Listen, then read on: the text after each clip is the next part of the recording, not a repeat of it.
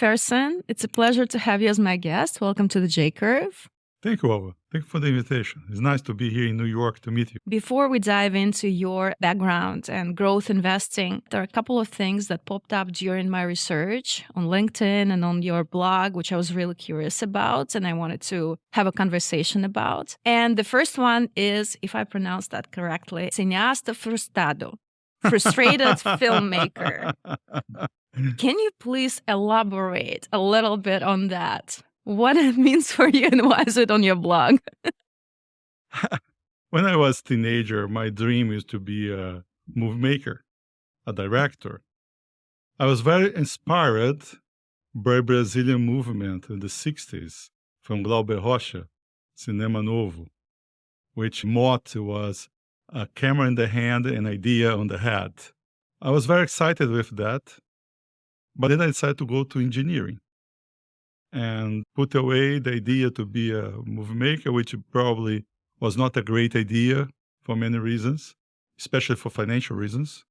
And after engineering, I decided to pursue a career in business, which gave me the chance to work with people. And at the end of the day, I felt that I did my movies in the real world. And frustrated because I was a movie maker which never really did a movie. I know that you have a passion for art and you're supporting a lot of art projects in Brazil, so that creative side of you has never disappeared. It evolved and found a translation into alternative industries. The other thing that I found super interesting is your take on digitization as a way to reduce social difference. I wonder if you can elaborate on this idea and maybe put it into a broader perspective of society and environment for that sake. I think the society we live was built by the Industrial Revolution. And this is very Newtonian, very material thing. If you look what mankind built and we feel very proud about, and you ask, it's good for who? Maybe for the womankind. But if you look at all the cities like New York or London or São Paulo, wherever, it's not good for the birds, not good for the trees. I think digitalization is an opportunity mankind will have to reveal that concept, to return back to the basics. I can have a library, the most important library in the world, without have to build it. Instead of that building, eventually have trees. On the other hand, digitalization, say quantum computer, will give us the capabilities to understand things we not understand. What do you think are the biggest opportunities in terms of digitalization? I think the first thing is to use the most important assets we have, the brain of the people. Now, take a country like Brazil, 220 million people. How much of the brain of the people we use? 5%? 3%? I think the digitalization give a chance that we can give all the same opportunity. People normally talk about equality. Oh, no equality in the world. There are no equality in the nature. If you go to a group of lions or birds, they are not equal, but they start for the same point. They start for the same basis. I think digitalization could give every person in the world the capability to start at the same level. There are no reason why a young person in India or Brazil not see the best class of mathematics from Harvard, from Stanford, in a cell phone. That, I think, is a great, great, great opportunity we have to spread the mankind knowledge for everybody. It gives a chance and opportunity to everybody be better. If you not give that opportunity, we are losing the most important asset we have.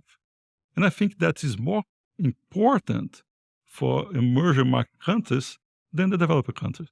When I did my research about the landscape and ecosystem in Brazil, what mind-blowing was that there's a huge penetration of smartphones. Literally everyone has a smartphone. Schools are a luxury, not available, especially in the remote, like suburban parts of the country. So what do you think is the biggest constraint towards minimizing this gap between people who are educated and people who are not educated, given the opportunities that digitization brings? I think it's a mindset. It's a simple question of mindset. You talk about everybody has a smartphone. I used to have a telecom company back in 90s, 2000.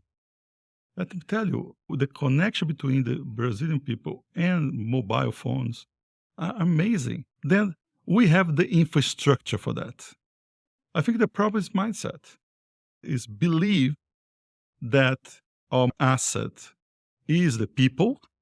I think that's the first point. And the second point is why not? Why not? Yeah, I think this emerging markets thing that people don't want to take risk because they're afraid to fail and they're going to persist in the status quo, even if that failure means actually no failure because there's no downside of trying and get more educated using the resources that digitization has to offer. I want to move forward to your investing career. So you've been investing for almost 3 decades, since 1998, as a part of GP Investimentos. How did the investment landscape change since you've done your first investment back then? First of all, when we started, Brazil was basically a country which companies belongs to families. I think that's the first phase. Then by the end of the 90s come the privatizations, and we change a little bit the landscape. Then mid of 2000, we start to have IPOs, public market available. It's not as available as US, but we start to have this movement.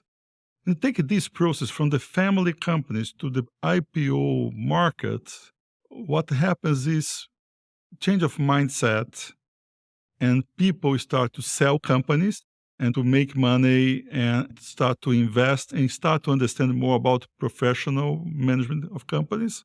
I think this from the beginning of 90s to 2005. And after that, you start to have these new companies creating from scratch based on start of the process of digitalization, which of course we had in the 90s with the internet phase, but after 2005 was different.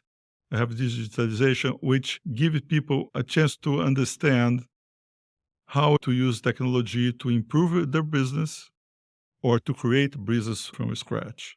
The big constraint we have in the emerging market as a whole is lack of universities, lack of development of technology.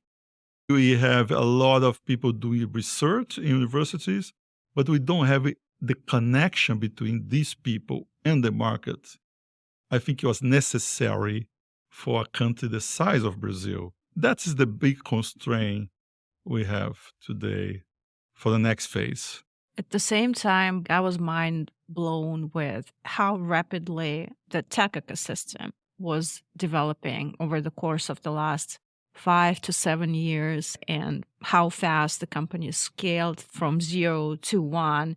When I was preparing for this episode, I read again something that you said, that having unicorns is great, but it's not even remotely enough to ensure the sustainability of the market growth.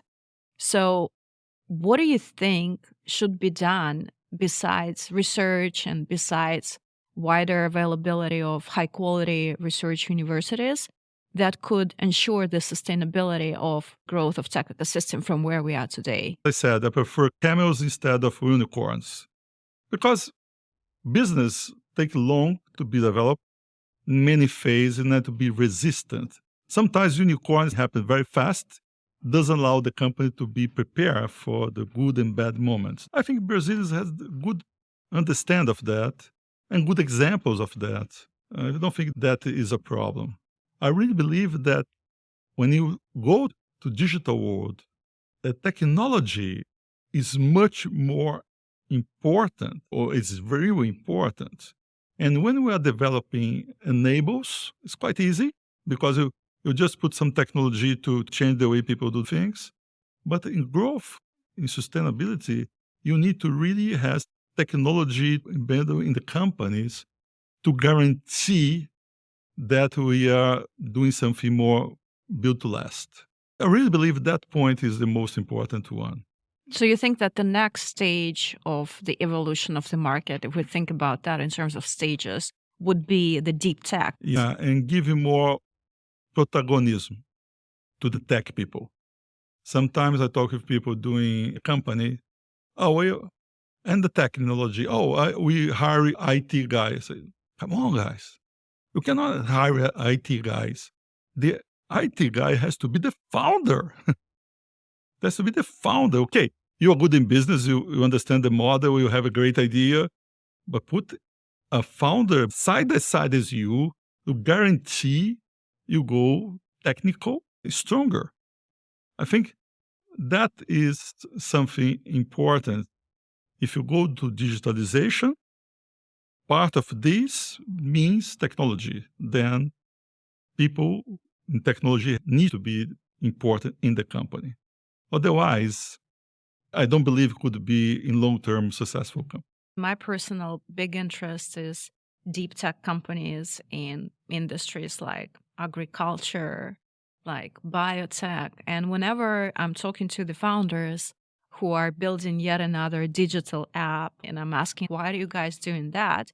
When it's obvious that the importance of tech is growing, the common answer to that is because, oh, they have no idea how hard it is to raise if you're building something that has a longer R&D cycle in Brazil.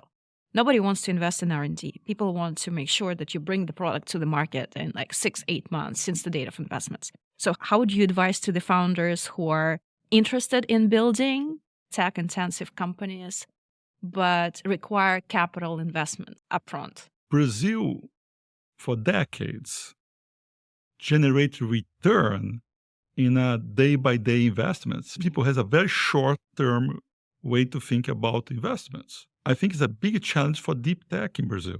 If you are capable to build something in deep tech, you probably need to look for people who specialize in that, and probably you need to look that money outside of the country. I think our ecosystem is not prepared to invest in deep tech as the necessity of the country. And again, is a mindset. I love this point, and I want to build on that a little bit.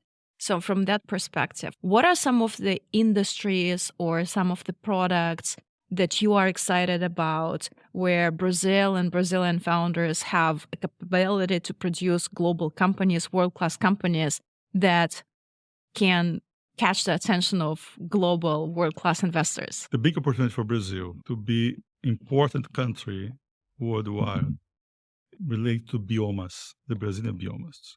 When I look at the climate tech, I have no doubt that Silicon Valley or US in the West world will lead the solutions to change the way you do transportations, the way you build the materials, the way you do industries, etc. The big question is who will lead the solution that comes from the nature? And that is the big potential of Brazil. How you can take advantage of Amazon, bioma, and the way to do that is not use the metrics and the systems and the playbook from Silicon Valley, for instance, is something nobody have done before. It's very hard, but needs to be done. It's a 3 years project, maybe 10 years project, 15 years project.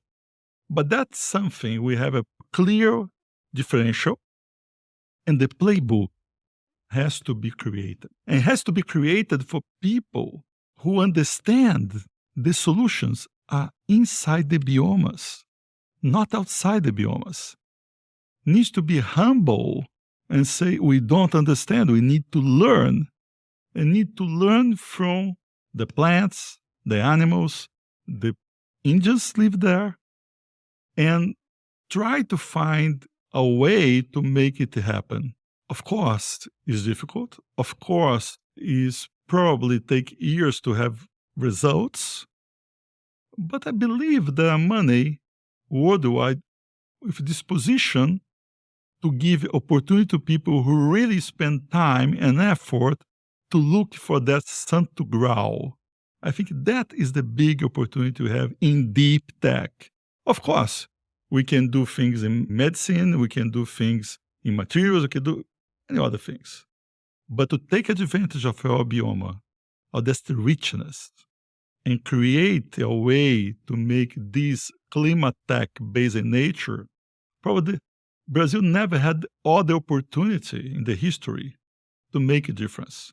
I love what you said that that's the space where Brazilian founders, Brazilian entrepreneurs can actually create the playbook because what's been done until now, it's this of that. It's this of that, but localized. But what you are talking about has a way bigger impact on the global scale, in addition to what Amazon has to offer in terms of carbon credits. For instance, carbon is necessary. And there are many people doing projects. I decided to back a guy who do projects, but at the same time, try to create conditions for low cost projects in small areas, or even tokenize the CO2 to sell to other pockets in the world. Maybe today people don't differentiate that company to the traditional company who sell CO2 to Shell, to McDonald's, etc. But in long term, if you bring that mentality to how we can lower the cost, make effective, make it global, and protect the forest, that will make a difference. To be pioneer is tough. California is today the way it is because some pioneers went there in the 19th century and died in that journey and make a state in US, which is more than the majority of the countries in the world in terms of economy, pioneers. We not build that without pioneers. In California, you also had, well, you had the research universities, just like you mentioned. You had government support to a certain extent through various agencies like DARPA. You had this military research commercialization exchange that I think is not happening yet in Brazil. Yeah, but all this in California exists because they pioneers went there to make it happen. And I think Brazilians need to embrace Amazon with heart and mind. I always say to people that in 2000, when the internet blew up, we realized that we don't have entrepreneurship movement in Brazil. And that was the reason Endeavor was created. You went to the South Summit, we have 24,000 people talking entrepreneurship there. It happens in 20 years. And it happens because entrepreneurs, executives, give time, give mentorship for people to develop this ecosystem. I believe Amazon needs the same. The time Brazilians embrace Amazon, not with money. I don't talk about money. I don't talk about investment. I talk about attention, time dedication, love. That point could change completely the way Amazon opportunity happened. The same way entrepreneurship happens 20 years ago. It's harder. I know it's harder, but it's much bigger. It's much more important. I wanted to talk a little bit about your investment decision making framework and how it evolved. You have this incredible perspective of making investment decisions in traditional sectors that are more operational, as well as the sectors that require very specific tech expertise. So, can you walk me through your mental framework in terms of how you evaluate companies, how you evaluate founders? What is it that matters to you to make the decision to support or reject a certain company? First of all, the reason we involve at G2D to invest in tech companies is because we believe what have been done all of our life, which is acquire companies, change culture, etc., etc., etc. To continue to be done, needs to use digitalization together with our playbook. What we learned in the 90s was entrepreneur in ventures are the most important thing. And what we can provide to this guy in the certain point of his journey is knowledge about life. We never change. We can go 1,000 years ago, 2,000 years ago. The principle of lives are the same. One day the venture will be a medium company, a big company, and the price will be the same as every company. Then this is very important for us. It is a great guy, but it's completely close or egocentric. Very difficult to invest in that kind of person. Second is technology. I don't want to be involved as an investor in G2D in companies with technology is not the core of the business. Because as I said before, I think that is the pillar of the digital companies. And third, the size of the market. We don't care much if we have 20%, 2%, 3%, 4%. What I'd like to have is a bunch of private companies we believe and we can help, and a founder which is open to receive a gray hair advice in the right moment. That's the way we do the things when we invest in ventures. When we spoke before, and I told you that I really want to interview you, and you were like, why? I'm not your typical tech entrepreneur investor profile. And now you just answered the whole question saying that every company is impacted by digitization, and essentially every company is becoming a tech company. Now I had a follow-on questions, two actually. One is about the market, and the second one is about entrepreneurial persona. In Silicon Valley, and I think for that sake in the US, the common perception is that, oh, founders create markets. You know, founders of Uber created the market for Uber, founders of Airbnb created the market for Airbnb. How would you think about that? Do they actually create the markets or they repurpose the existing markets? I don't think that anyone created markets. I think that when you look at the Newtonian area, which is the industrial revolution to up to today, is a market of few people. When you go to digital, the majority of things is for all. This exchange from Newtonian to digital allowed you to make things which embrace much more people. In that sense, they create the market, but it's not true. The market was there. For instance, you take these people very successful in Brazil who do delivery at home. Their business is based in unemployment. They are bad for this? No.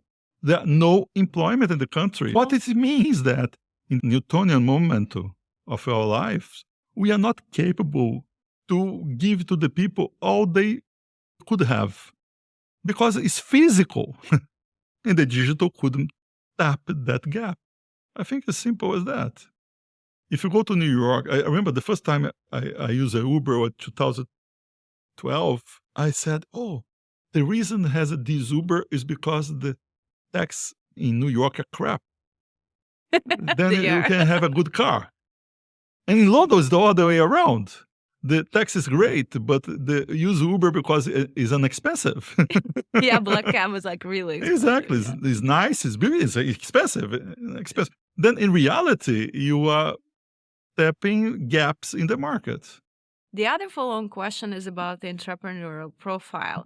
How do you test the founders on this ability to process feedback, ability to accept the guidance, accept the advice, ability to change their mind? In 30 years, what we have been doing most is hiring people and hiring people in top positions. My experience will show that you need to understand and to be trained to understand people. People who come to GP normally comes from MBA. It's not a differentiation. The differentiation comes from how long-term view they have about life. To work in private equity in a country as Brazil, you need to be a long-term vision about your life. If you're a short-term person, no matter if you are great, it's not for that work. I think it's the same as founders. You have to evaluate the person, their behavior, the way they think about life, how they treat the wife, how they treat the partners, this kind of things. Do you have any favorite interview question? Yes, I have. Okay. What is that? What's your strong point? And normally people answer quickly. The next I ask is, what's your weak point? And that question is great because you learn a lot about people. I don't give you the tip, but there's one relationship between the first answer and the second answer. Independent of that relationship, you know a lot. But this is my secret sauce. That's a lot about psychology right here. You mentioned endeavor and mentorship. I want to talk a little bit about that. Do you have mentors that had the most profound impact on your life? And if you do, who those mentors are? My father, first. My father was a salesman, and he teach me that the most important thing for a salesman is to receive a call. Someone remind he exists. The second is no matter what you're selling, you need to go to the point of sales, the end of the chain, and to guarantee that the people there like you. Otherwise, they can sell another item for another people. And the third is the salesman has to make his agenda every day. Own agenda is always tough. And I think entrepreneurs have this problem. They have to build their own agenda. Second, I think it's better to Peter. The guy I start my career was my boss in Lojas Americanas. Beto give me a chance to improve myself. He received a rock and he allowed time and space to develop him. His example, how you give time for someone to develop, is one of the most important lessons I had. Third, a teacher who turns a guru in business in Brazil called Vicente Falcone, who make it the total quality control and could translate this to the day by day of companies and teach people that if you don't have problems, you have a much bigger problem. In life, if you want to be successful, you need to create your own problems in order to increase your capability to develop. I have so many old people who help me a lot. But nowadays, I have many, many younger guys between 20 and 30, which I have a regular conversation.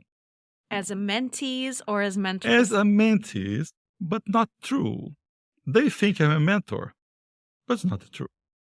What did you learn from some of your younger mentees? I learned that if you want to be in the contemporaneity, you need to look the world through the eyes of people from 20, 30s. That people are really living a world. And to understand the world, you need to look through their eyes. What I give to them is my knowledge about life. What they give to me is life.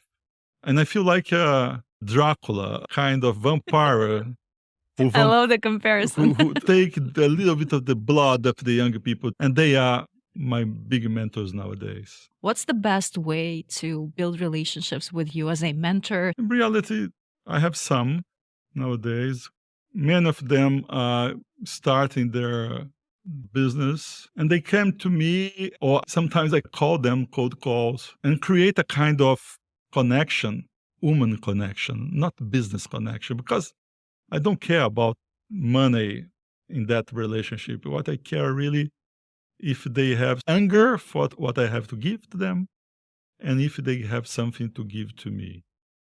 And it's a pleasure to do that. What is your top advice to your mentees, if there is such thing as a top advice from you that you give? I don't believe in short term.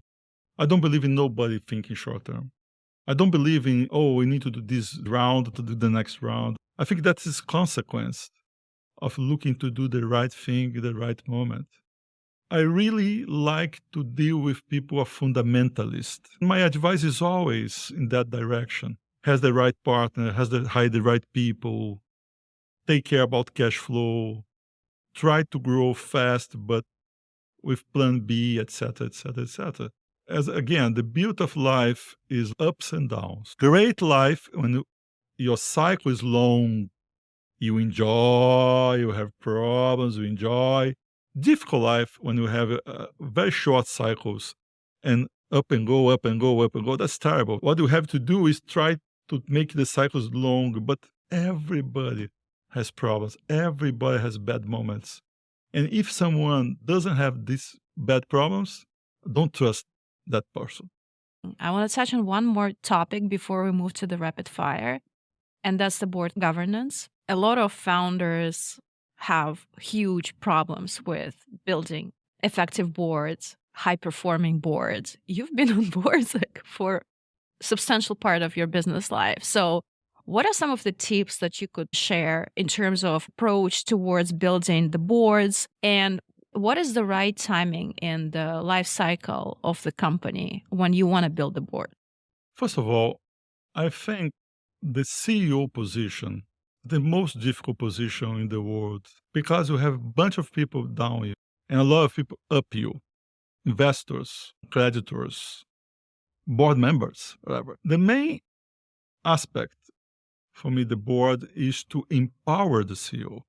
To empower the CEO, you need to be capable to say no, to say wrong, and at the same time, understand that's a single person in a very difficult position. I think board has to be sweet and sour at the same time, in equilibrium.